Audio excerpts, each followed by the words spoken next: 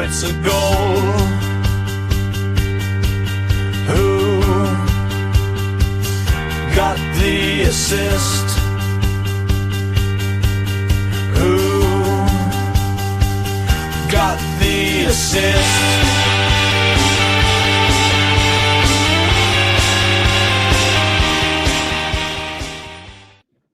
Greetings, everybody. So now we get back to the good stuff once more, with FPL returning after a weekend off as the second of 3 international breaks this side of Christmas passes us by. And it's been a fairly quiet one, thankfully, unless you're now directly owner, of course. Fresh from that weekend without red arrows, and fresh from our great analytics chat with Simon last week. We're here to preview the upcoming Game Week 8 as normal service resumes. Joined by Sam, whose wildcard is very much active, been in Tinkertown all week, I'm assuming, stress testing, modelling, all these sorts of things. You're right, mate. Did you have a good weekend off about fantasy football? Yeah, good. I did manage to switch off from FPL over the weekend. I thought it was only the right thing to do considering we've got the international break. But yeah, I've had quite a fun couple of weeks, or week and a bit so far, fiddling around with wildcards and sexy spreadsheets and all of that. So yeah, it's my favorite part of FPL, all of the planning that builds up to a complete disappointment after the wildcard button is actually pressed. But fingers crossed, it all goes well. And for once, the wildcard actually goes as well as I'm kind of hoping it will do. But in the meantime, I'm enjoying the ride so far. And you mentioned the podcast last week. I really enjoyed that with Simon. If you have had a week away from FPL and you haven't checked that out yet, I would highly recommend you do so. He was great value for money as always. And I really enjoyed being a bit of a fly on the wall for some of his analytical takes once again. We'll definitely be getting him on the pod again very soon, I'm sure. On today's agenda, of course, we are Who Got the Assist. Game Week 7, we'll quickly review how we did. It feels like a little while ago now, so we'll remind everyone. And of course, we've got a little Tom confession that needs to be made with Game Week 7 in mind. We'll be running through the international break news and injuries and all of our views from that. Form versus fixtures makes a return once more with lots of swing team players picked out in particular.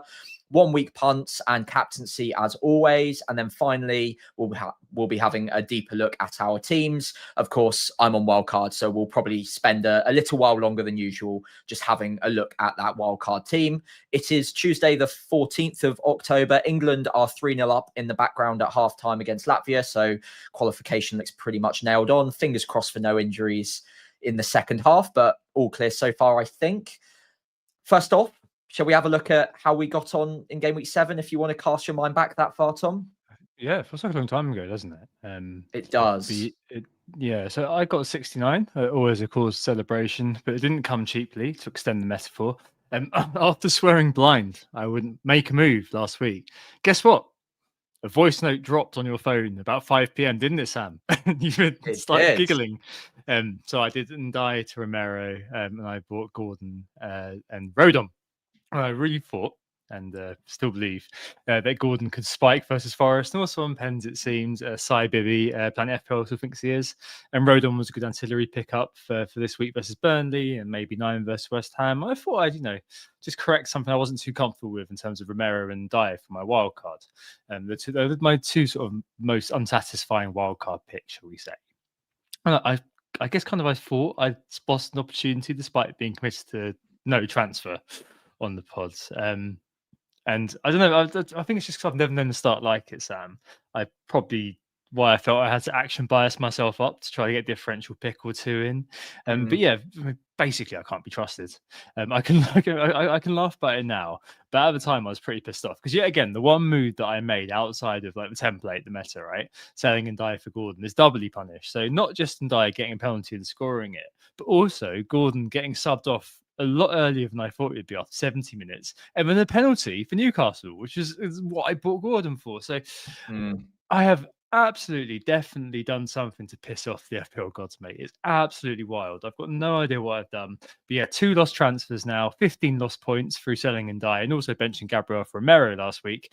I really I'm going to hand you my password, right? And you can you can change my password, and you can, just keep it. Obviously, change the captain or something if that needs to be done. Not something stupid. Don't captain Raya or transfer out Raya or put Dubravka in, but just do the captain logically and then give it back to me in 3 or 4 weeks. So I think that might be what I need to do. I was considering telling my partners to do that, but I'm fairly sure she would never give me the password back. Just caused me to stop playing. But yeah, no, I don't So know. true. I've got to stop. Just doing this sort of thing to myself. So yeah, I need to find a way to hang on. I'm going out for beers on Friday night. Help. So, yeah. Yeah, that's bad. Yeah, another frustrating game week then for me in terms of kind of just those little edge pieces which you're emotionally invested in. And 2 green arrows since wildcard, but still at 3 million. And as I've said, I've never really known to start like it, but I'm just going to hope that the team is still very good. Ryan and Gabriel, the back the Arsenal double up Senesi, who went off down ton, didn't he? A change in formation, didn't get the DEFCONs for the first time this season. Yeah, they were chasing the game, weren't they? Yeah. That's probably what that was. Taco did get DEFCON and also got a random bonus for the 5. Gordon, Reinders all blanked, but Semenyo on the Friday night, as we'll come on to in a minute for you, did the business for me. And obviously, else. I think that's the last time I'm going to wave goodbye to those effective points. I think that's it now. I think he's just going to be wallpaper for the rest of the foreseeable time. Gyökeres, still doing absolutely not very much. João Pedro again, just blowing basically, just not really the most energetic version of himself, but hopefully he will be after an international break. And Haaland, obviously, with the 18 pointer, which was still good because the effective ownership was fairly low, given my lowly rank. But yeah, up to the lofty heights of 3.1 million, thanks to my lovely 69. Yeah. What about you? Yeah, it's a good looking team, Tom. Obviously, I think you're set up for the next few weeks very nicely, which brings me on to my side, which was not looking quite so well set up for the next few weeks. I'm down to 1.36 million, so just outside the top million by a few points. So it's not a bad start. I'm not on tilt or anything. I'm not panicking, but it did feel like after this game week in particular, I was exposed to a number of pieces of the puzzle that I felt would be very effective purchases, and I only had 1 free transfer to deal with it. And there were a few fixture swings that I wanted to deal with as well. I'll obviously go into my team now, but that is what led me to wildcarding for game week 8 rather than waiting all the way through to game week 13. I think I would have just lost way too much value in some very important picks. So I wanted to make the move, and therefore I did. 63 points from me. It wasn't as big a nightmare as I thought it would be after Friday night. So Semenyo, I remember I got into bed with Fulham 1-0 up and thinking, I only need to survive another 10, 15 minutes of this. As long as my phone doesn't notify me, I'm okay. And then a notification came. Then another one came. Yeah. And then another one came. And I was like, surely that's the full-time whistle notification. Nope, that's another Semenyo goal. So the one player that could have punished me this week in a really big way went absolutely ballistic. So Semenyo did the damage, as you know, and if any of you out there have been listening to the pod for a couple of years now, I am a massive Semenyo fanboy. I absolutely love the bloke. I think he's an incredible footballer, and it pained me every week that I didn't own him. So he is straight in on a wild card, regardless of fixtures. I just absolutely love him. But after Friday was out of the way, my team started creeping back up and making up for some of the damage. I didn't get all the way back up to almost exactly 1 million where I started the game week, but Porro getting, it was an assist. My memory really fails me after a week and a bit. Assist and DEFCON. Gabriel obviously doing very well. Tarkowski getting the 5 points, as you mentioned. And then my midfielders, Ovendai and Saar, both getting 7 pointers, helped me out a little bit. Obviously, 63 isn't a great week, but considering how bad it looked on the Friday night, and when Kudus then also went and did really well, was it the Saturday lunchtime game as well? Yeah, and I was just thinking every player that I'm exposed against in a big way is really doing damage this week. I was very worried that I was going to end up outside 2.5 million. But they recovered fairly well, and I went into wildcard on Friday night straight after I saw the Semenyo goals, got some price rises, and I feel much happier about life now, knowing that I'm hopefully back on the front foot. Yeah, and to be fair, I think obviously on the Friday night it was as you always get when you've got one game in isolation, which was why the COVID era, especially when the games were drip fed, it just felt so much worse. When you've got that one thing that happens on the Friday, you almost don't want to look at live FPL, do you? No. I don't know, but maybe you do, just to kind of just get that masochistic sort of pain out of the way. What it was is I knew it would be bad, and I knew it couldn't get any worse than that, given that Semenyo's ownership was the biggest exposure I had this game week. So I thought I'll look at it, and then it will be a resurrection story throughout the game week. So yeah, that's what I did.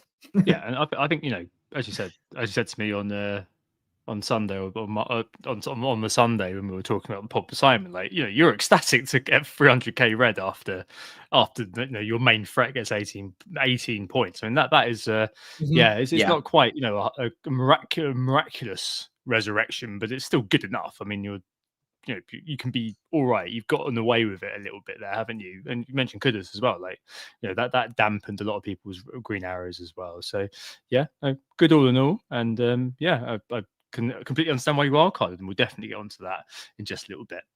Right, so international break. Obviously, still games going on, and we've already had a bit of a stop press this afternoon, haven't we?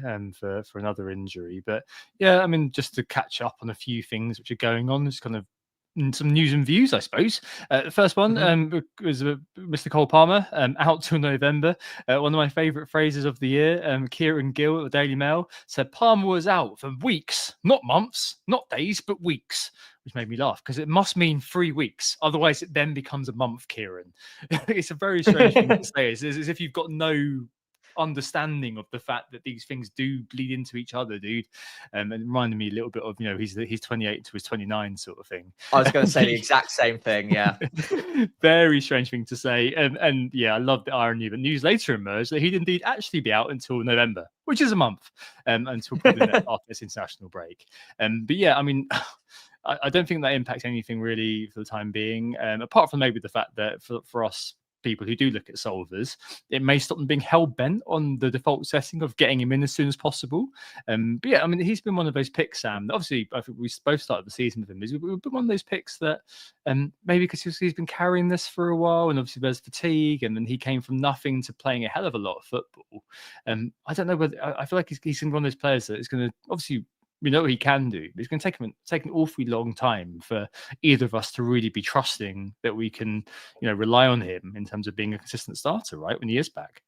I couldn't agree more. And what it reminds me of is Bukayo Saka around this time last year, when at a young age, they've played a lot of minutes. They've been very important to the team, and they've just been sort of run into the ground due to their importance to the team. And when any sort of minor thing starts cropping up, the managers, because they're so important, they keep playing them through regardless. And the minor issue becomes a slightly worse issue, and then it becomes an ongoing issue. And then they basically get to this point where they break down, and every time they take a little break, they rush them back, and it's just not as good as it was. So I think we saw that with Saka last year. Luckily, it looks like they've Arsenal, that is, have monitored him and got him back up to full fitness before playing him once again. I really hope that's what they do with Palmer, because it would be such a shame for such a young, talented footballer to have been run into the ground and just keep getting rushed back. Because with an England hat on, it would be great to have him fresh for the World Cup. But from an FPL standpoint, I'd prefer to wait a month or two for him to get back to his best before just carting him out again, and then he breaks down, or minutes need to be managed after another couple of game weeks because he's just still feeling something in his groin area, I believe. So yeah, I mean, by the sounds of it, they're not taking any chances. They're not going to rush him back. And even though we've heard that it's November, I still wouldn't be surprised if we don't see him until comfortably after the next international break, just so that they are on the safe side with him, because they can't afford a whole season without him, or with him as an ongoing issue. So yeah, I think it's all very positive for Enzo, basically. Yeah, but Enzo also, in inverted commas, injured, some sort of inflammation. I think he's probably fine, right? I mean, we'll talk about his underlying data in a minute. He's in form versus fixtures. But yeah, you were on one of the group chats. We're both on fairly confident that that's probably just a bit of an international break, prearranged sort of injury thing that they're putting out so he can just avoid meaningless friendly. That's exactly it. I think if I can play armchair physio for a second, and obviously I reserve the right to be horrendously wrong here, but Enzo wasn't scheduled to play the friendly this week for Argentina anyway, if reports are to be believed, and there are some fairly reliable reports saying that. So, and Argentina, I was listening to the Wire, FPL Wire, that is, earlier. They made a very good point that those South American teams, they usually have to make up a pretty good excuse for letting a player leave early. They can't just say, oh, well, we just can't be asked to play. You get back to the UK and back to your club team. They needed to come up with something. So what they've basically given, and I can't remember the name of the injury. It's quite a, I think it starts with S. It's a very weird name, but it's a short-term injury. It's one of those that if you saw it and then you Googled it, the average layoff is about 2 days. And they talked about that on, I think it was Saturday. So I would be stunned if he wasn't ready to go by the time we get to Nottingham Forest on the Saturday. So I think this actually, if anything, just makes me more keen on having him on a wild card, because some managers who aren't on a wild card won't be as tempted to go there because he's yellow flagged. There is a risk. I can take that risk knowing that I've probably got a strong enough bench that if I'm wrong on this, then I can just have someone off my bench with a reasonable fixture. But I'm still pretty confident that I'm right and that he's going to be absolutely fine, and that this is just a bit of a white lie to get him back in time and get him fit. And how do you even say that, Nikolai? Synovitis, I think it is. Yeah, that sounds about right. Go Google it yourself after this and see how long the layoff is. It's not a long one. So I think he'll be okay. Sounds like kind of Star Trek technobabble, doesn't it? It Captain, we're being attacked by a massive synovitis. What? Oh my goodness! Arm photon torpedoes. Yeah, no, I would be surprised if he doesn't play versus Forest. But I mean, let's see what the press conferences bring. Maybe we'll get a leak. Who knows? Chelsea do tend to be a bit better. If you play for Newcastle, I wouldn't believe anything that I heard from any leaker, nor the manager. But with Chelsea, and Maresca does tend to be fairly honest, doesn't he? So yeah, another sort of similar injury, Gravenberch, again probably fine, precautionary rest it seemed. Koeman was saying, the Netherlands manager, so I would expect him to play versus United. But if he is out, maybe if you are a Van Dijk owner, Sam, I'm thinking, do I swap over for a second Arsenal defender if he's out and the likes of McAllister have ongoing fitness issues? Maybe I'd be thinking this might be kind of a little push that I need if he's carrying something or he's got something going on, because he and obviously McAllister last year, those two were kind of the base upon which Liverpool's success was built, and both of them have got ongoing issues by the sounds of it, and it doesn't sound great. So yeah, maybe this might be kind of an excuse potentially, or kind of a little bit of a push that you need just to move over to getting Gabriel, getting Timber, getting Saliba, whatever you want to do to get a second Arsenal defender in if you want one. Yeah, and let's be honest, it's not like we need many excuses to have Arsenal defence at the moment. They've got great fixtures there at a reasonable price point. If you've got Van Dijk, I think it does make sense if you don't already have Arsenal coverage. And Gravenberch this year, I think, is almost even more important than last year, given the way that Liverpool are setting up with their attacking phases. So they're letting both fullbacks go. And in those situations, you do want someone who's happy to just sit in and provide that shield. If Gravenberch isn't there for whatever reason, and obviously we have no real reason to know whether or not he'll be fit for game week 8, hopefully it's nothing. But if he's not, then that just leaves Liverpool defence all the more get-atable, I suppose, exposed. So yeah, I think that makes a lot of sense. What I would say though is Van Dijk, it won't be too long before players, FPL managers are looking at getting him very quickly back in around game week 12, 13. So have a plan to get back to him if you are looking at selling him now. But like you said, Tom, if Gravenberch is out for an extended period of time, that does make Liverpool defence even weaker. And they haven't looked great so far this season as it is.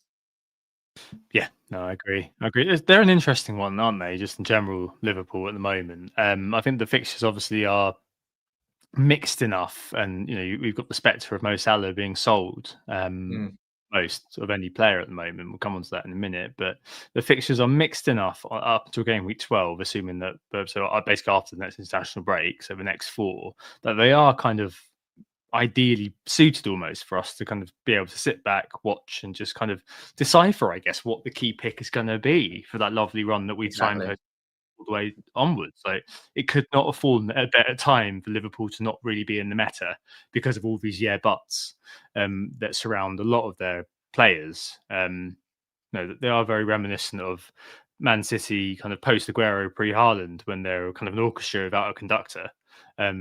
Salah was that conductor last year, of course, given what he was doing. But even this year, as we mentioned last week with Simon, it's just not quite happened. And it's just so fortuitous, really, that there's no. Well, obviously, my nice game up next is knowing Salah's record is great, right? But I don't know. It's just, I feel like it's just very fortuitous. There's going to be somebody who obviously does reap the rewards for sticking with Salah at this point. But my lord, it just feels so lucky. A very, very lucky time period to not need to worry too much about Liverpool. Although, obviously, if you feel the opportunity's there, then go for it.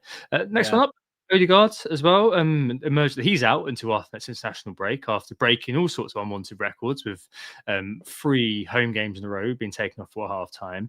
I think Rice, had a bit of an injury at the end of the last game week. But Eze, the stonks for him definitely do go up. We'll speak about that one a little bit later on. Elsewhere, Haaland leaving the Norway camp early to rest. Good. That's great. Well done, Erling. I'm very happy that you did that. I saw he was playing golf yesterday. And news today, that match in South Korea for Paraguay saw the one guy that many people didn't want to be subbed off with an injury, getting subbed off with an injury. And we were, of course, talking about Alderete, who went off with a muscle injury, and Sunderland's Twitter was not very happy about that because it is an unnecessary. No. Yeah, it just seems so pointless, doesn't it? Like, if you're sat there with Alderete, you must be seething right now because, yeah, it's just a friendly on the other side of the world without any. I mean, I'm sure there is some logic to it. I don't know what that logic is. Someone might be able to tell me why they're playing over there in a friendly during an international break like this one, where fixtures are coming thick and fast outside of it. I just don't get it. So, yeah, one to monitor. We don't know for sure that he's even properly out yet. It looks like a muscular injury. We'll have to wait and see. Press conferences, obviously a very important one to listen into this week. But yeah, I'd be really worried and annoyed about that if I was setting up for a bench boost in game week 8, which honestly was my original plan as well. If I was looking at wildcarding in 6 or 7, I would have happily had Alderete and probably looked at bench boosting this week because it's a plum home fixture for Sunderland to keep a clean sheet. And of course, DEFCON as well. So yeah, I mean, my heart goes out to you. It's very, very unfortunate if he is indeed out, and we don't know that yet. So I don't want to just kill off all hope there, but it doesn't look great. So yeah, we'll have to wait and see. I think that kind of just sort of slightly reinforces why I didn't like the bench boost this week. Obviously, if you are all set, then fine, go with it. But I still like the bench boost this week when we were talking about a couple of weeks ago, Sam, when you were talking about different paths you would take, just because this sort of stuff happens a lot in international break. And you will get at least one manager in the press conferences doing the old time. I haven't seen him yet when asked about a particular player. We'll assess him in training tomorrow, and you're like, well, that's completely useless, isn't it? And that's the last thing you want when you're bench boosting, to have you want that 15 to at least get minutes, at least get starts, and it's not good. So yeah, but I mean, the good news is if you've got Alderete, then I think next week is also right, isn't it, for Sunderland, or is it Chelsea? I think Chelsea. Okay, maybe not then. He'll get DEFCON. Yeah, he'll get DEFCON. There's definitely another juncture, I suppose, when I was thinking about them having an all right game. Oh, Everton in 10, maybe. Yeah, he'll get DEFCON. He'll be all right. He's just never going to be a terrible pick on a bench boost, regardless, unless it's like City or Liverpool away. I mean, he'll even get DEFCON in that. It's just that they might concede enough that it won't matter. I think most weeks he's fine on a bench boost, to be honest. Yeah, just hopefully he'll be all right. Okay, all right. So on to form versus fixture this week. Quite a lot going on. As usual, we picked out kind of six key players who are either in form, in inverted commas, have good fixtures coming up, or a mixture of them both. As mentioned, I just want a quick note that Mo Salah is the top sold player, 440,000 transfers out. Semenyo is the top replacement, but many people have also, Sam, taken our advice and have bought that Erling Haaland bloke. Seen enough, 432,000, I think it is, something like that, transferred in for Haaland. So, the paradigm is shifting towards the Haaland one rather than the Salah one. But yeah, I think let's not talk let's not dwell on that, I don't think, because I think anything you can kind of figure that one out for yourself. At the top of the list here is a Big Nick. I know that he's got a different name if you're a Newcastle fan, but we'll call him Big Nick here, Nick Woltemade. Score for Germany with a shoulder, Sam, showing how clinical he is. His maiden goal against Northern Ireland. The Newcastle Chronicle, it's worth noting, expects Vissers to be back in the squad at least for the Fulham game, if not the Brighton game that's coming up. 7 shots he's had so far to flip the analog this season thus far, all in the box. Second best mins per goal of any striker, a goal every 100.7 minutes, behind Haaland, who has a frankly ridiculous goal every 66 minutes, which is absolutely insane. Crazy. Woltemade, the man with the golden hair and the golden touch, rivaling Anthony Gordon for wee looking hair. I mean, is he a player in and around your wildcard drafts? I mean, he is one of those who has kind of become exceedingly popular. And you see players like, for example, João Pedro, the second most sold out. Woltemade is now the third most bought in. So I can only imagine a lot of people are going from João Pedro, Gyökeres and Richarlison, who are all the 3 strikers who are over 200k sales out, to Big Nick. Yeah, he's in my thinking for wildcard for sure. I can't remember whether I presented him on last week's stream in my draft or not, but he's in one of the teams I'm working with at the moment. I think the question for me isn't whether it's him or João Pedro, because I want João Pedro.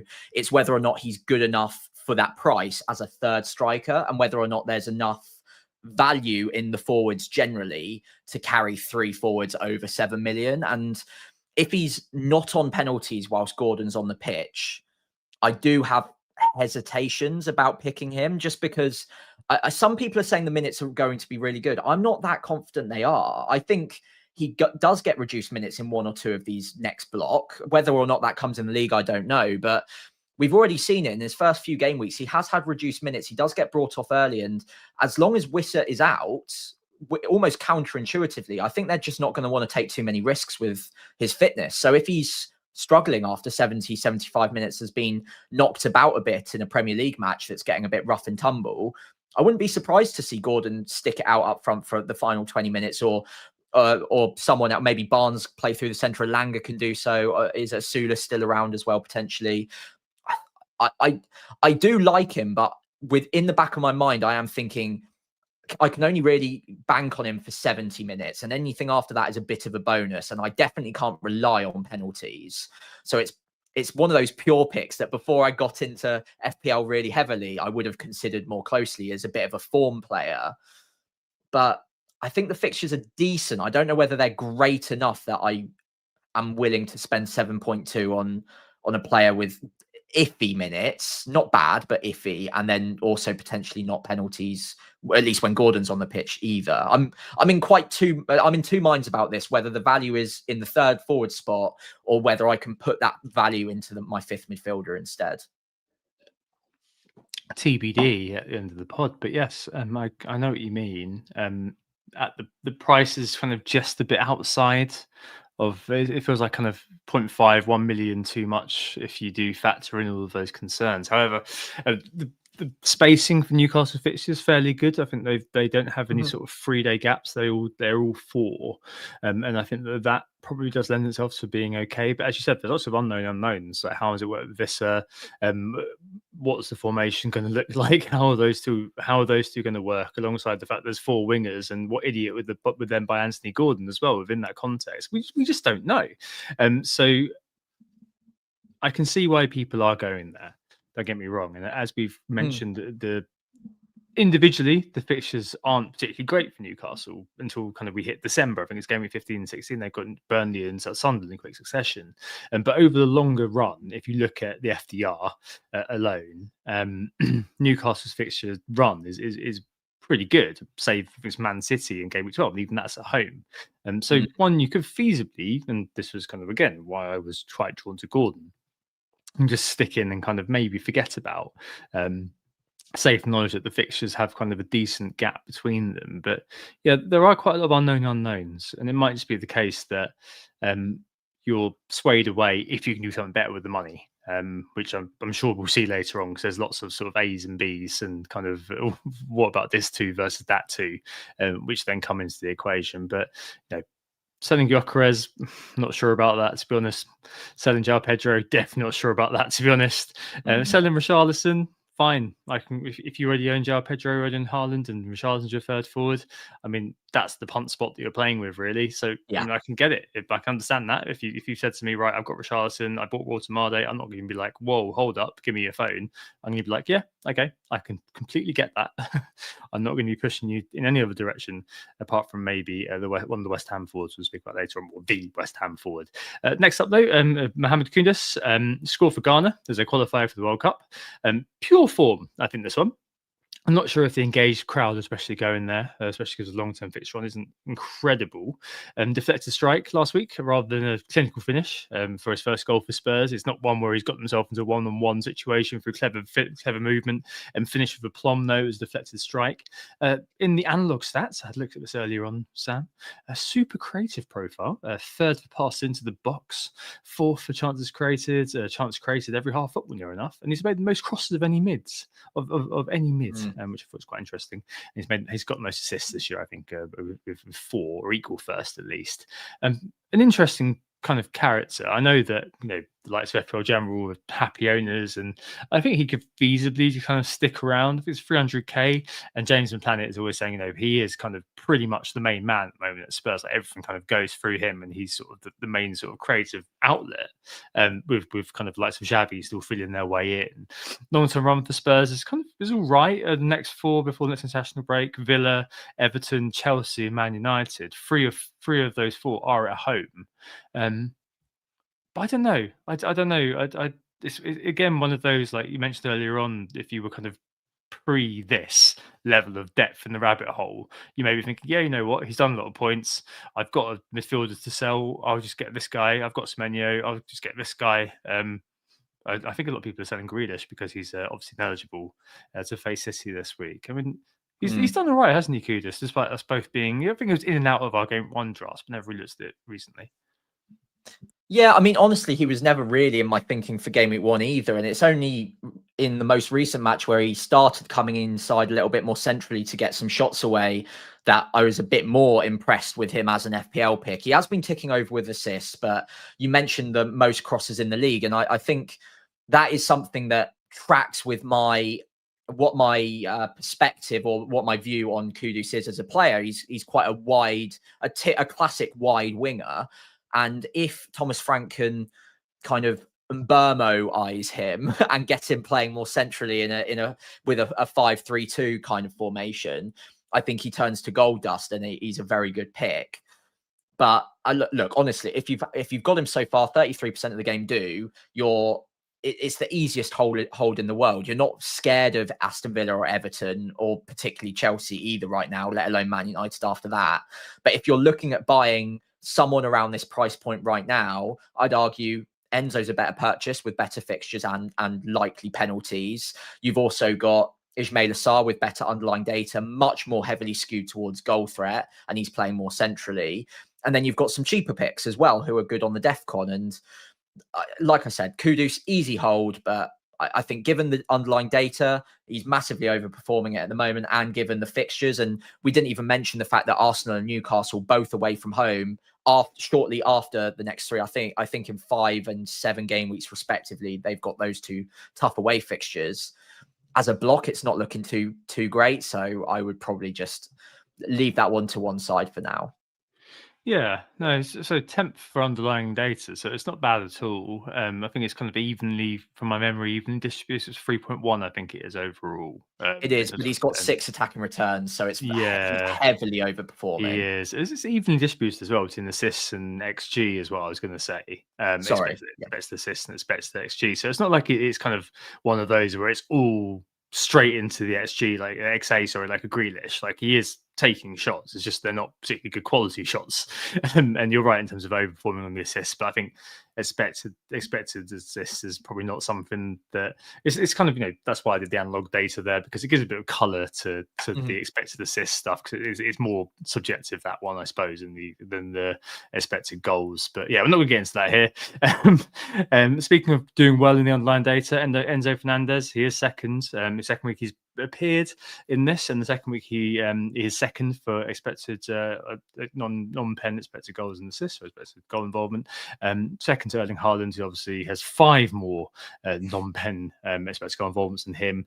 Underlying remains good, and as we mentioned earlier on, with Palmer being out, the role on field should be secure until Palmer is back. I do have to mention Ismail Assar here, though, Sam, very quickly, who I'm really hoping is staying in your wildcard, because I mean, I was just kind of having a cursory glance earlier on when I was doing the prep, and Ismail Assar's 4th for non-pen XGI per 90. It's like 0.7. Like, that's wild. In terms of kind of the amount of minutes he's played. I mean, he did miss a few games, but doing really, really well. Going back to Mr. Enzo, he's equal to Minte on 0.55 per 90, but it is quite a noisy thing at the moment. So he's below Beto, Gakpo, Pino, Murphy. All of these players have minutes caveats, so it's a little bit noisy. But yeah, second most big chances of any mid in the analog data. He's got 6 behind Semenyo on 7, which I think is probably the biggest indicator, Sam, that he's got this sort of different box-to-box midfielder role in Football Manager parlance, especially with Palmer out. Yeah, good reference to Football Manager on the week that hopefully the beta launches, Fingers crossed. Anyway, back to FPL. Yeah, it's an interesting one on Enzo. He is now locked on my wildcard. I'd be very surprised if I went without him, given the Palmer news, and all of the points you mentioned there are completely correct. The only thing I almost want to mention just for balance is his shot count isn't that high. It's very heavily distributed towards big chances, which I'm not sure whether that's a really positive thing or quite a negative thing. I guess it's just perspective and the way you frame that.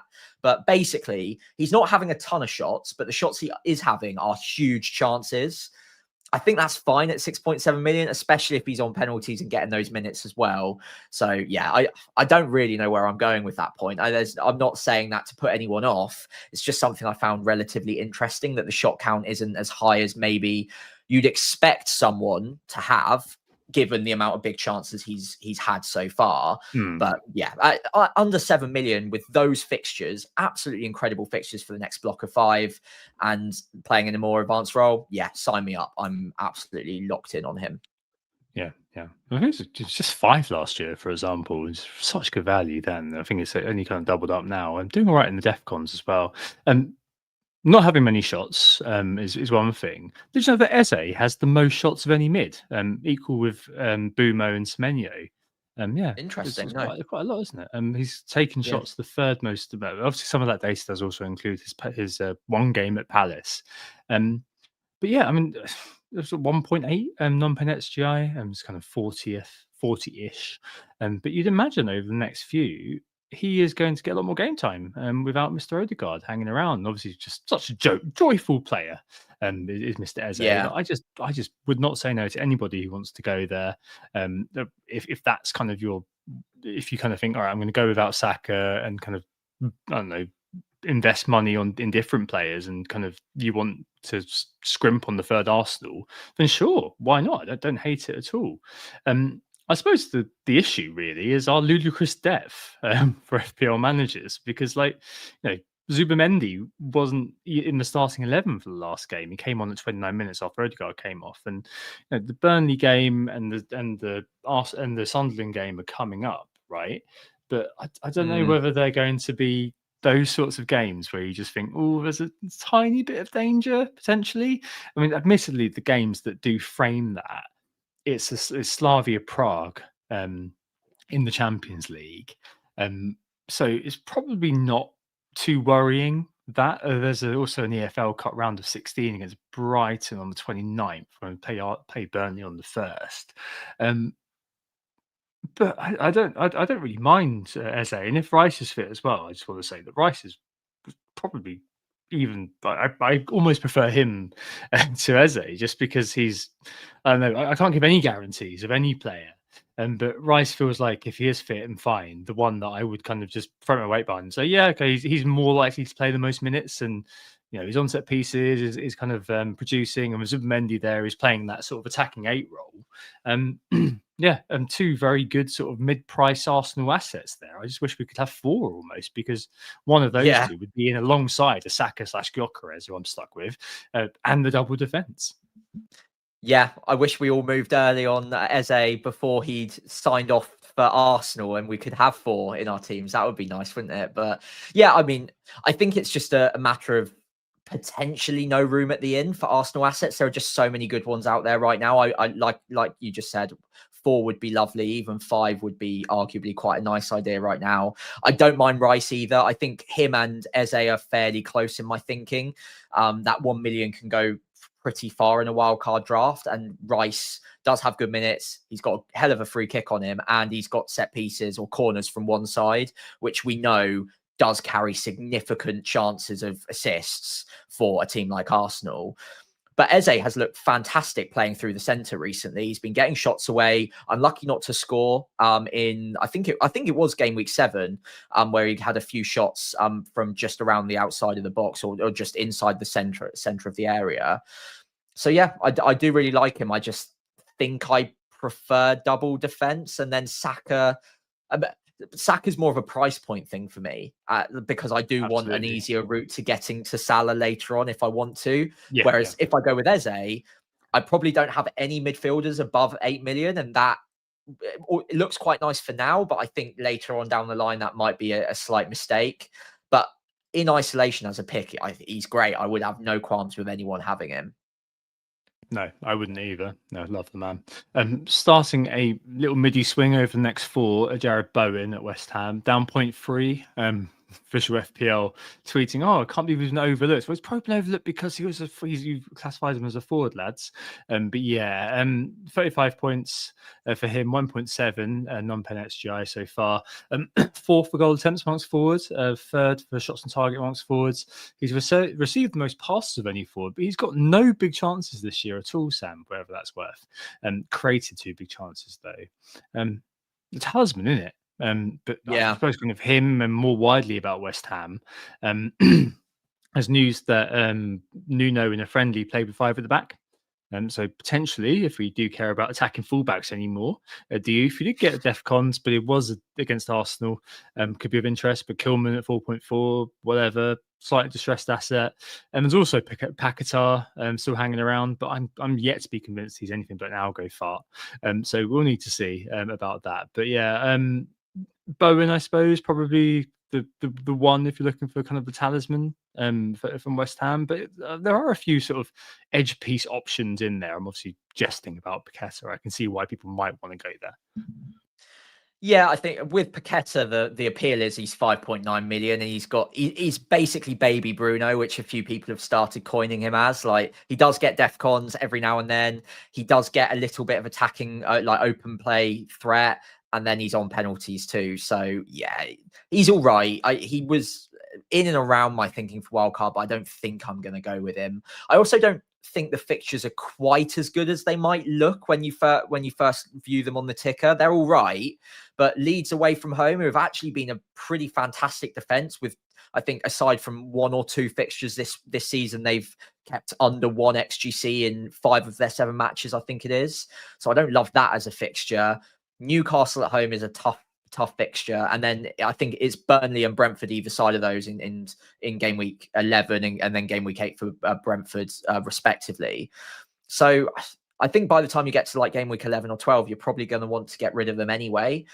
Don't get me wrong, Bowen is one of those picks that at the end of last season I wrote down a little note as like, these picks are never going to be a bad pick. If you're ever in a crisis, you don't know who to go for one of these. Bowen was right at the top of the list. So he is just going to tick along with a goal every other game or an attacking return every other game throughout the course of the season. 20 returns, take that to the bank.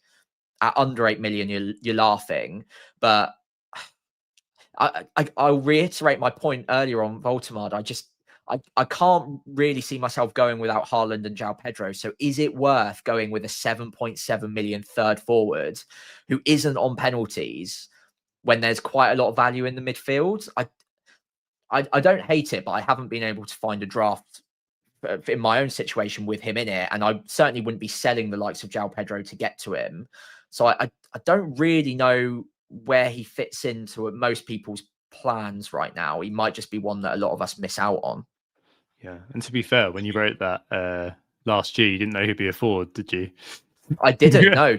Very good point. That's Yeah. probably the fly in the ointment for that one. But yeah, no, completely fair points. Last one. Go on. Dominic Calvert-Lewin. So, yeah, 1.8 overall for non-pen SGI, better than Jared Bowen, and better than Woltemade. Equal Essential. third shots on target amongst forwards, level with Bowen. Fourth for big chances as well, level with Thiago and Welbeck. He's had more big chances than the likes of Ekati, Kate and Watkins. Sorry, analytics people, you just go and find a tick bucket and throw up into it. So he's getting into good positions, and that's reassuring. He created the third most chances as well amongst forwards, most fast into the box and things like that. So he's creative as well. Yeah. But I mean, obviously, he is an eighth attacker, and we don't need to give anyone chapter and verse on the fact that this is not going to be the be all and end all. But he does definitely spark some fairly strong opinions. Yeah, I mean, it wasn't the best experience, was it, last time, Sam? But I don't know. You said you were maybe open to giving him another chance on last week's pods. Any thoughts on that? Simon's a very convincing man. Yeah, I remember, went into that pod thinking, just don't let him get in your head about DCL. And what does he do? He gets in my head. Look, DCL, everyone has very strong opinions about him, and this has just been massively overblown. He's your eighth attacker. You're never going to play him. The only situation I can envisage anyone ever picking him is if you've still got a bench boost left to play and you don't want a really cheap midfielder instead, because there are basically just lots of midfielders that you like. So in my two current drafts right now, one has a cheap forward and one has a cheap midfielder. I prefer the one with the cheap forward because I don't think there's as much value in the forward line. And I think the money can go to better use in the midfield. And unfortunately, if I had a little bit more money, then I would be very open to more expensive strikers instead. But he's just the best of a bad bunch. He's getting minutes. He's on penalties, we think. The data's not terrible. I know he massively, massively underperforms it. And I'm not even saying I'm definitely picking him. But on a bench boost, if I'm looking at doing it in game week 9, he's got West Ham at home, and then I can bin him after that and never even think about him again. Whereas with a fifth midfielder, like a Longstaff who I don't hate, or a Xhaka, or maybe a Dewsbury Hall as well, I don't think I'm going to then sell them directly after that. They probably sit there and then rot on my bench for a few weeks, but then I've still got 0.5 to 0.6 value just every single week on my bench, when I think all of those pennies are going to really add up by the time I want to get back to Salah in game week 12. Whereas with Calvert-Lewin, it's almost, I hate him enough that I'll just play him for a couple of weeks and then I will just immediately want to get rid of him. And it's not like he's incapable of scoring a goal, especially if he's on penalties. Every manager who is even considering him knows he's awful. No one's under any illusions.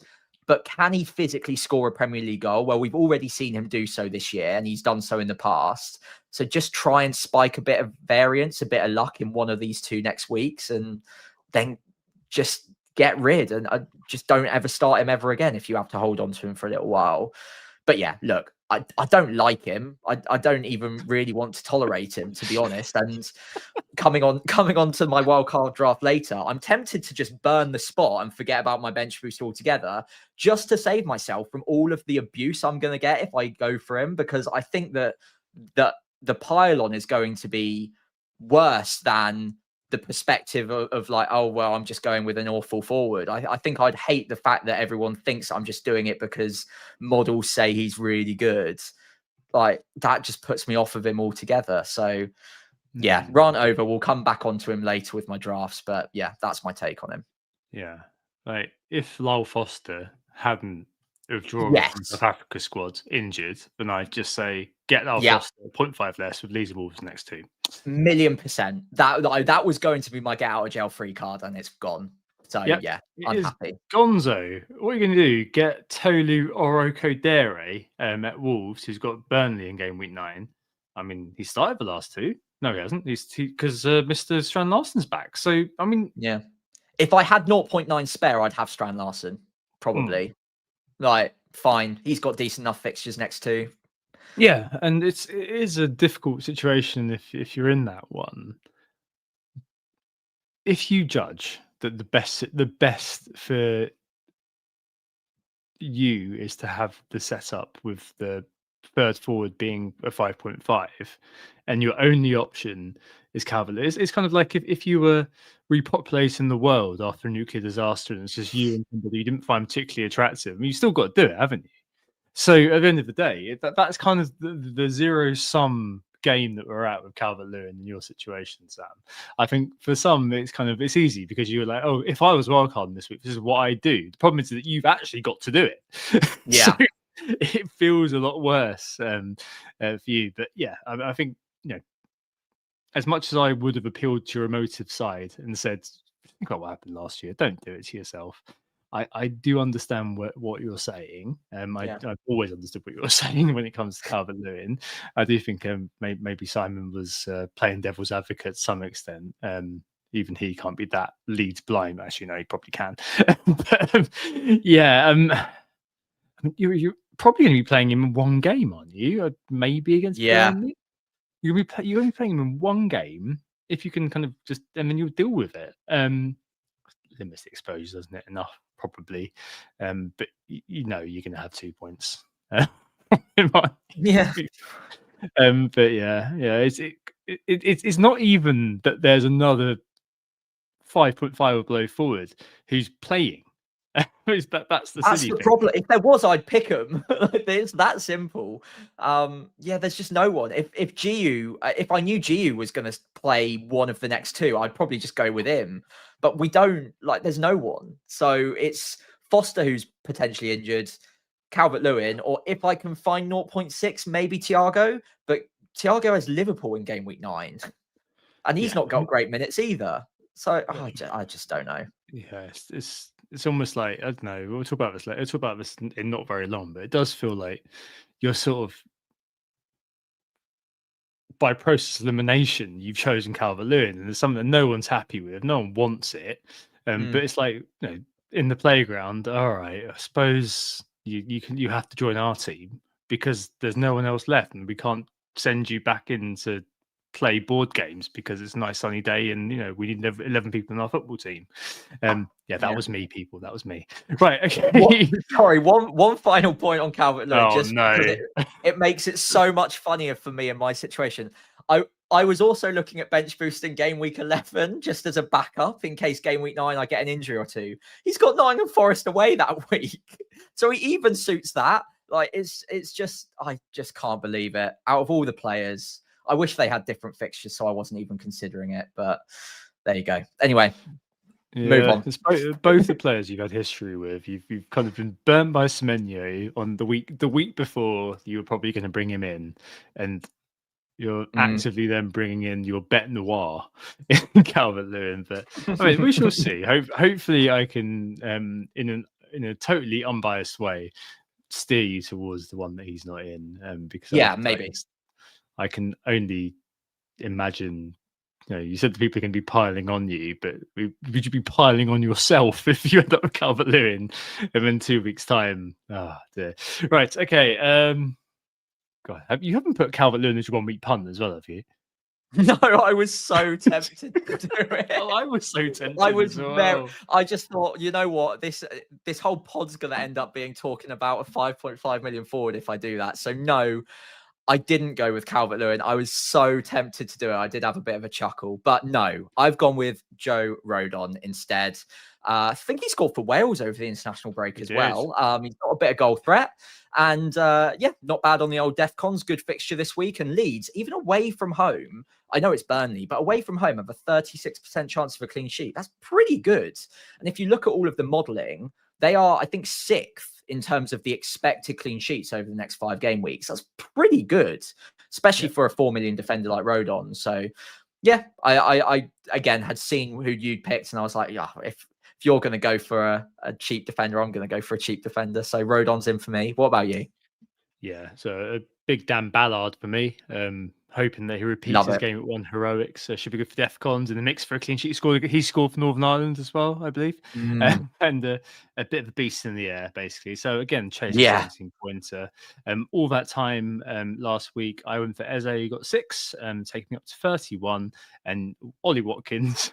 Did Ollie Watkins thing, sadly. Yeah. I think he was an injury actually we forgot to mention because people forgot about him. Yeah, he's in. I think he collided with a post, didn't he?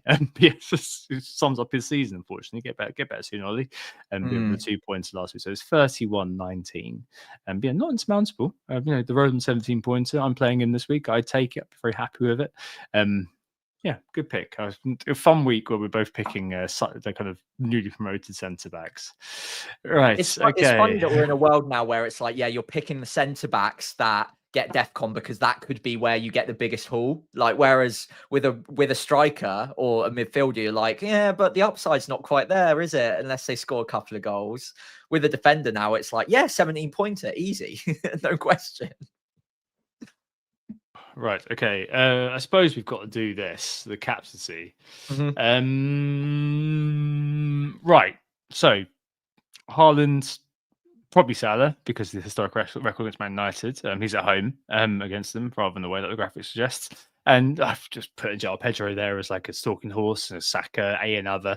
But given the state of the game at the moment, unless you're playing a challenge like FPL General, is anyone really on anything other than Erling Haaland? Probably not. I don't want to be dismissive, but at the end of the day, I think I want to spend time on your wildcards for the rest of this show. So I think leave it at that, right? Anything else you want to add? Yeah, I mean, you're right. It's Haaland. If I had Salah, I'd be tempted, I guess, because it is a great fixture for him historically. And surely it's only a matter of time before they come good and they really start to tick. But I do worry about his goal share in that team a little bit. I wonder proportionally whether or not he matches up to the kind of goal distribution he used to get in a Liverpool shirt. So, I mean, it's Haaland, in it. Like it just is. If for whatever reason you're persevering without him and you've got Salah, he's great this week. It's a good captaincy shout, but it's Haaland. Yeah, done. All right, on to our teams. Me, Tom, Roll, don't be a prat. All looking very good for me at the moment. Don't have much to add. Double Arsenal defence against Fulham. That's might concede, who knows. Rodon for his 18-pointer. Senasai, he's going to get 18 points. Sam, I don't know how he's just going to do it. Senasai at the back. In midfield, Gordon, who I'm going to have to just keep now. Sunk costs, leave him there, see what happens until I get bored of him next week and sell him. Right, Reinders, Bruno and Semenyo. Up front, João Pedro, Haaland captain, and Gyökeres, who's going to stick around for me, I think, until at least after the international and up until the international break. With Burnley and Sunderland coming. And then, the bench picks itself. So Anderson, Tarko, and both have Arsenal and Man City, respectively. And then Josh King, the bench guy. So, yeah, that's that for me. On to you, though, because that's what we're here to see. Let's have a look at that wild card then. How many potential drafts have you thrown in here? I've put in 3, but there's only a couple of changes with any of them. I think 2 changes in each of them. So it's basically an ABC, and I couldn't work out a quicker way of doing it. So this is the draft that I'm currently toying with, and I haven't really moved away from either draft A or B. So draft A is the one without Calvert-Lewin. I'll read through the 15. Pope, Dubravka, I'm pretty certain on those 2. I hear all of the things about fixtures for Pope, but his underlying BPS is very, very good. I just can't really get on board with Raya at 5.7 million now. I have got him in my current team because I caught him before the price rise. So if I did change my mind, I've still got the option to get him a little bit cheaper. But I think there's more value in Pope, and the fixtures up until my second wild card are looking pretty great as a block. So Pope's in for me, and he will sneak the odd bonus point, and I think the upside is there versus Raya, who's 2 or 6. Completely understand Raya as a pick, though. I don't dislike him. What I do think, though, is that there's more upside with Timber, and I'm willing to take a risk on one benching in the next block if I have to. I actually think he'll probably start all of them, because it's just so important for Arsenal not to drop any points now. They're absolutely gunning it for the league. This is the year, or at least it feels like it, with Liverpool stuttering a little bit and Man City not quite at full power yet. It seems like an opportunity, and Ben White's just not been anywhere near the quality that they need at right back to displace Timber yet. So he might get the odd minute, odd early substitution for Timber, but he's just playing so advanced. I don't want to go without him. I think that's an opportunity I just want to take a chance on. Gabriel is a lock, of course. Senesi and Anderson, both. In fact, my back five, I think, are pretty much locked in at this point. Anderson is a great long-term hold, great on the DEFCONs, and after the next two fixtures, really good. Rodon, I said it last week, very encouraged by Leeds' defence, and he's basically as cheap as it gets, with a good couple of fixtures with bench boost in mind in either 9 or 11. And Senesi as well. Sure, don't love the next few fixtures, and if I wasn't a wild card, I might not buy him immediately. But since I am, and I can have exactly the 15 I want, he's a player I will be wanting over the long term, and will want for the rest of the season probably. So I'm happy to take an average couple of fixtures, bench him in 1 or 2 of them, and then I've got him for the remainder, I hope. Into midfield, I think 4 out of 5 places are pretty much locked in now. Saka, Sarr, Enzo, Semenyo.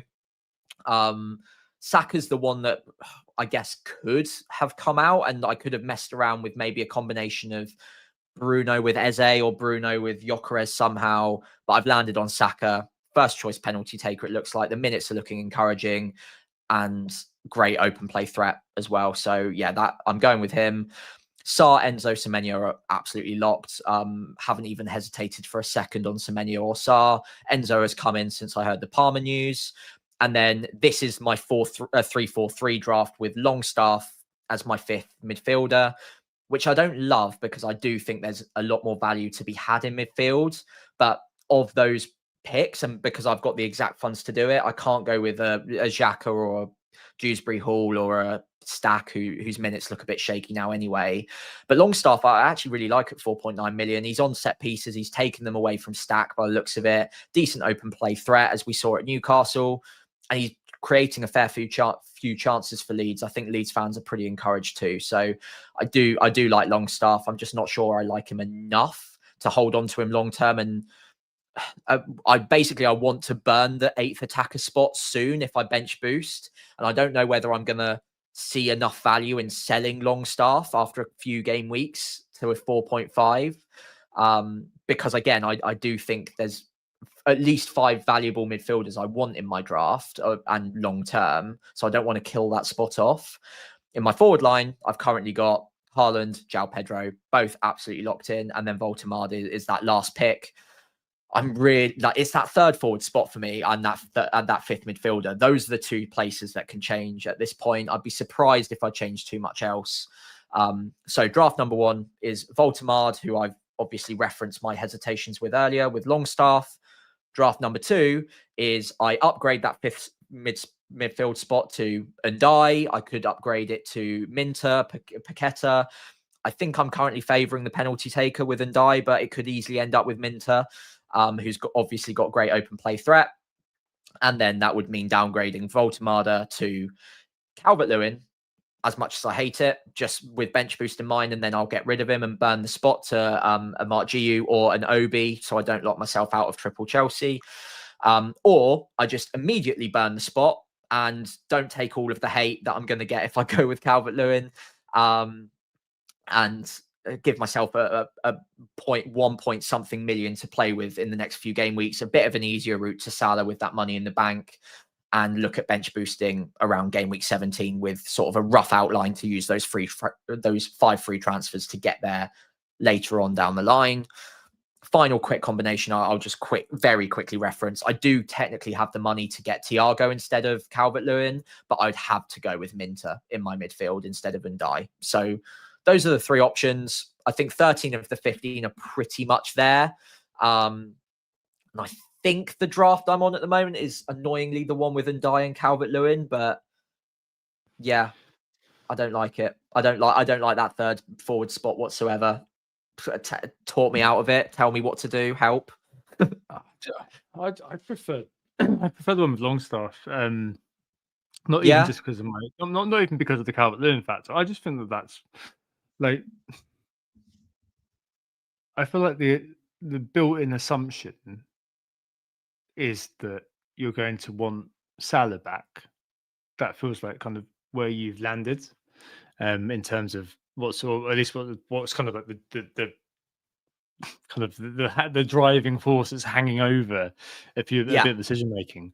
What I would say is that we don't know what the situation is going to be. It could be that we get to game week 12, get to game week 13, and we think, well, oh my lord, no, I really need to get Isaac in. I mean, are we betting yeah, could be. against that Isaac's going to be, you know, rubbish for the rest of the year? Is he going to be in crisis for the rest of the year? I mean, Liverpool. I mean, yeah, they're the club in crisis at the moment, right? But we've got 4 good games to have a look at it. During that time, you will be rolling transfers, and if I you're hope playing, so. well, almost, well, you with your depth. I mean, yeah, you may need to kind of, if you don't bench boost now, as we've spoken about before, you may need to leave it then until after we get the 5 frees. But you've got the depth to roll the transfers, right? Mm. And and you've got a decent amount of time before you need to decide. I don't think it's incumbent on you at the moment to try to factor in how the hell you get to Salah in game week 12, because you simply don't know whether that's going to be the optimum move or that's going to be how you're going to feel in game week 12. True. With Liverpool, it is genuinely an unknown. And I think that because you've got, yeah, okay, Woltemade, yeah, you've got a few buts about him at the moment, but I think that he's going to be quite a good option for the next period. The next 4 are quite good in this little block of games. And in game week 9, it's Fulham at home, who are incredibly inconsistent, as I was saying just now in the chat with Nobby, despite the fact that, you've got Anderson, fair enough. I mean, could get DEFCONs, but I think their number of clean sheets is pretty poor. I think it's like 4 last year, maybe.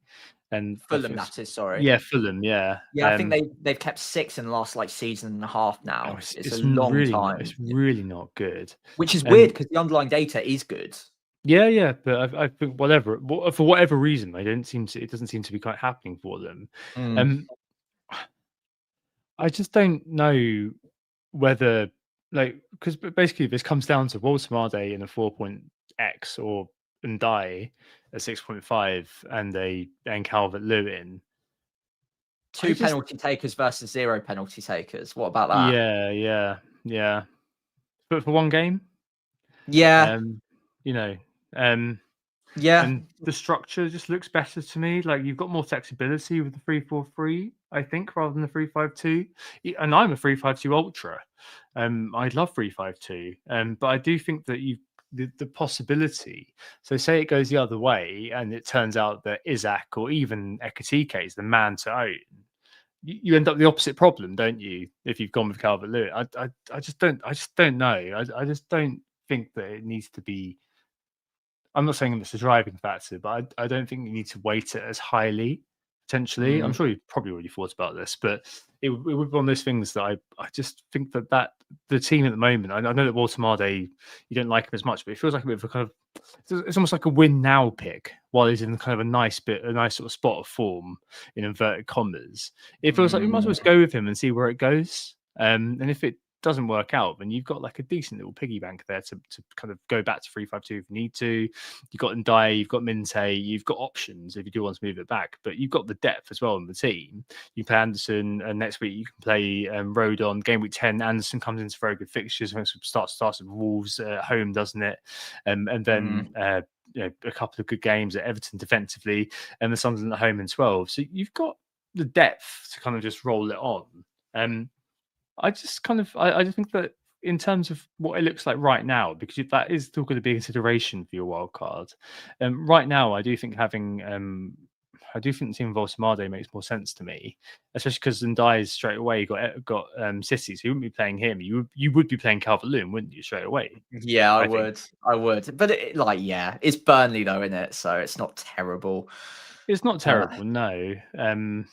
But Burnley last year were in this sort of game, I know I'm obviously completely aware that they've lost CJ again, Riley, they've lost Trafford, but there's in this sort of game they tend to do all right. I'm Yeah, not true. expecting very much to happen in that game. Yeah, it could just be Calvert-Lewin's a new flat team, 0-0. blah blah blah. It could be a bit of a boring 1-1, goals from Cullen and Longstaff, who you've sold for Calvert-Lewin. But I feel like it's one of those games where you're like, okay, I've got to have an asset in it, but it's one of those games that really is not going to be the be all and end all for your week. Whereas I don't know, I just feel I'd fancy the short term win now, basically, of going with Voltemade and then taking it from there. Because I mean, if you look at FPL.team and roll it on until game week 10, which is next time you're going to need to make a transfer of this squad, I think, and just obviously assuming touch wood everything's all right. You've then got an ability to get to Isaac if you need to, right? So Yeah. yeah, Isak's only ever 2 transfers away, no matter what balance I go with, really, because the 2 spots that you'd move are Saka and Voltemade, or in the other draft, again, you could just look at moving Saka and whoever the other player is, or João Pedro, if the timing is right on that one. So Isak isn't too problematic if he ends up being the Liverpool pick I want. I do think it is very likely that it's going to be Salah at that point. So I don't want to give myself a really tough task of getting there. With this draft, obviously downgrading Voltemade gets me a lot of the way there. I'd also have to downgrade 1 or 2 others, but it's doable if I have those transfers spare. With the other draft, it's a little bit, if anything, more complicated, I think, because Calvert-Lewin would only go down another 1.2 million. I'd still need to find another 3.5 to get and Saka up to Salah. With this one, you can kind of just roll through, right? But with the other one, you've basically brought yourself into a built-in transfer situation, because either rationally, because you've got to kind of free the money up, or emotionally because you hate Calvert-Lewin's guts, you're gonna have to make a transfer at some point. Whereas with the other one, that feels more sort of like, all right, if something were, God, obviously hoping it wouldn't, but if something happened to me, and I was incapacitated for a couple of weeks, I'd be more than happy with that team for the next 4. Like, I don't know, it's always nice to look a bit further ahead, but over the next 4, my wager would be that Team A, the one with Voltemade in it, probably performs a little bit better than Team B. But we are talking about a couple of edge pieces here, and I'm trying to talk you away from Calvert-Lewin because I just don't want you to go through the emotional strife that you went through last year.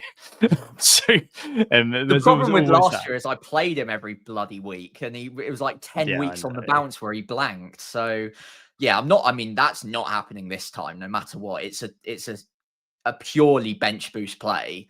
And then it's either get rid or he can rot on my bench. And at 5.5, he's cheap enough to do that. You've got 0.4 invested in a Longstaff, which is over what you want to be spending. With Calvert-Lewin, you've got 1.2 invested in him if you want to do something. So I don't know. You've always got a little bit more that you got to do. And I don't know. I'm not buying I'm not saying you're saying this, of course, but I'm not buying the prevailing kind of narrative that I seem to be kind of in my limited takes now on looking at FPLX, or what I'm hearing, that the forwards are all busted flushes. Like I do think there's probably going to be another one. And I think Voltemade is as good a bet as any. It could be, that Thiago ends up being quite a decent kind of pickup after their fixtures get better after international break. It could be that, as I said, Ekatike or Isak after the next 4 weeks positions themselves as being as good as Salah, in terms of the value of Salah. We can't kind of underplay the extent to which that is such a massive budget sink, especially if you are keeping Haaland around. And let's not forget that Haaland and Man City's fixtures at the same time as Liverpool's become very good. They have the same swing. So owning Haaland and Salah probably might end up being the desirable way to go, but there's going to be another option. There's always, if you're in the situation where you've got, as I said, an orchestra without a conductor, there's always some people may go for the flute player. You can go for the timpani player and probably do all right. So I don't. Hard to say right now, but I thought with Man City, it's cut and dried. You see, I think Haaland at the price makes a lot of sense, right? With Liverpool, I don't think anyone can say with any confidence that when we get to game week 12, I think it is when they play Nottingham Forest, that you're going to be kind of saying, I'm definitely going to be getting Salah. I think that probably means that you can feel a bit better about just saving yourself a bit of strife. Just play Longstaff in on the bench boost, and then just forget about it. Then it's 0.4 lost from the rest of your net investable value in your playing assets versus having to spend a transfer to then free up the 1.2. So it's like free transfer plus kind of better flexibility with the 3-4-3. I think I'd just be looking at that really, but yeah, just see how you go. I mean, I think either of them is eminently defensible. Honestly, I think just instinctively, not because I hate Calvert-Lewin, just instinctively, I prefer the 3-4-3. Yeah, fair. I'm not missing any strikers under 7.2, am I? There's not really anything there. I can't afford Bowen, unfortunately. Otherwise, I'd probably be tempted to go there. Wish I had better team value, but I'm not. There's not a combination here I'm missing where I can downgrade someone to get to Bowen instead. I don't think there is. No, So, it's only yeah. It's like I think it's only Voltemade and Thiago I have any interest in beyond that. I don't think people would be like, "Oh, I really like Evan Nilsson," but all I say is just watch him play and come back and tell me. If you could afford Nateta, obviously that would be kind of ideal world scenario. I don't think there's any way you can make 0.3 there, is there? Unless you don't go with Senesi and go with Diakite or Truffert, or maybe go with a Sunderland asset over Anderson, which might be something that's worth thinking about. But their fixtures do get a lot worse going forward, don't they? Yeah, and they have had favourable fixtures so far. So I'm a bit given I've already got one promoted striker at 4 million in my defence, and there seems to be good value in defence. I don't know. I don't feel confident enough yet going with 2 4s right now. That might be something I revisit later on down the line, though. I wouldn't rule that out. It could be interesting and there could be value there, but I think I need to see more on Sunderland given the fixtures before going there. And I do really like Anderson as well. I think he'll tick along just fine. So yeah. I also maybe it's just because I've had Longstaff as a player in the back of my mind for quite a while that I've almost gotten a bit bored of seeing him in my team, and I start thinking he's actually just not that worth it. And that, is that fifth midfielder? I'm quite excited by the idea of keeping Ndai or having Minter on a wild card, but I don't know whether that's actually better than just having Voltemade instead of Calvert-Lewin. It might just be Voltemade and Longstaff as the combination, and it's a clearer 3-4-3 every single week at that point, I guess, rather than worrying.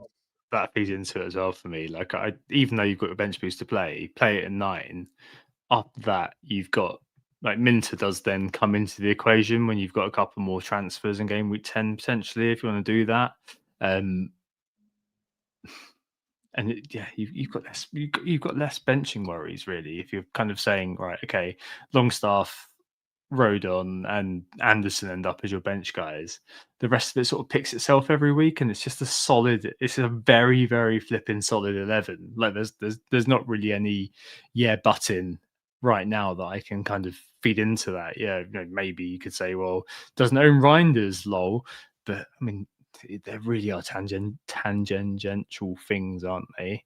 So I kind of prefer this one. Longstaff, as you said, so on set pieces as well, as Simon said last week, making that sort of Longstaff run, all that sort of thing. In a 1 week scenario, assuming you are going to bench boost in game week 9, the game against West Ham as well on a Friday at Ellen Road, why not? Have a great fun in enjoying that one while kind of being safe in knowledge that you've then got Voltemade at 3 p.m. on the Saturday against Fulham, who are very kind of generous to strikers, and that's at home as well. So I don't know. I even though I appreciate what you're saying about them being on pens, the other two. I just feel better going into that week not owning Calvert-Lewin. I mean, not relying on having Voltemade and Longstaff. I think just about. It really is horses for courses. It really is a few small little bits, and if it's your eighth attacker, even for someone you dislike, the one transfer that you probably will have to make add on to that does make me think that can be a bit of a kind of a kicker, in poker. That can be like the kicker that can make me just think, all right, I'm just gonna go for the 3-4-3, because the 3-4-3 at the moment, we just don't. There's so many uncertain things at the moment that defaulting for a 3-4-3 makes a lot of sense, or a 4-4-3 makes a lot of sense as well to a lot of people. So, yeah. That'd be the way I look at it anyway, Sam. But yeah, whatever you do, I'm sure it will be incredibly well reasoned and stress tested. And overthought, I think, is the word. Yeah. This would be, I think, my very first wildcard draft as well if I stuck with it. So 2 weeks of thinking, and I've just basically, well, actually not quite my first, but the one that I presented last week on this pod. So yeah, 2 full weeks of thinking, and I've just come back round in a circle to finish up on what I started with. Poetic in a way. Do we waste our time with FPL? Quite possibly. Yeah, but it stops us getting into other trouble, doesn't it? So there you go. It does. Right. Well, thank you so much, mate, for bearing with me whilst I walk through my wildcard. I do really appreciate it, and hopefully you've all enjoyed listening in as well. And if you have done so, we'd really appreciate it if you could drop a like and hit subscribe on YouTube if you're watching along live. 5-star review wherever you're listening as well would be greatly appreciated. In the meantime, we have been Who Got the Assist. You can find us on Blue Sky at Who Got the Assist. All written out one word, or FPL Pricey for me. On X, WGTA_FPL, FPL Pricey for me as well. And on YouTube, well, if you're watching it already, you don't need to know. But if you're not, it's WGTA_FPL. And I'm over on YouTube at FPL Pricey as well. Like I said, if you could leave a like, hit subscribe, and give the pod a 5-star rating wherever you're listening, that would be greatly appreciated. And of course, we'll see you next week as always, and fingers crossed for wildcard, eh? Yes, fingers crossed for wildcard, dear me. What can we even say? Well, thank you for listening. Thank you for watching. It was just you get back into the FPL groove.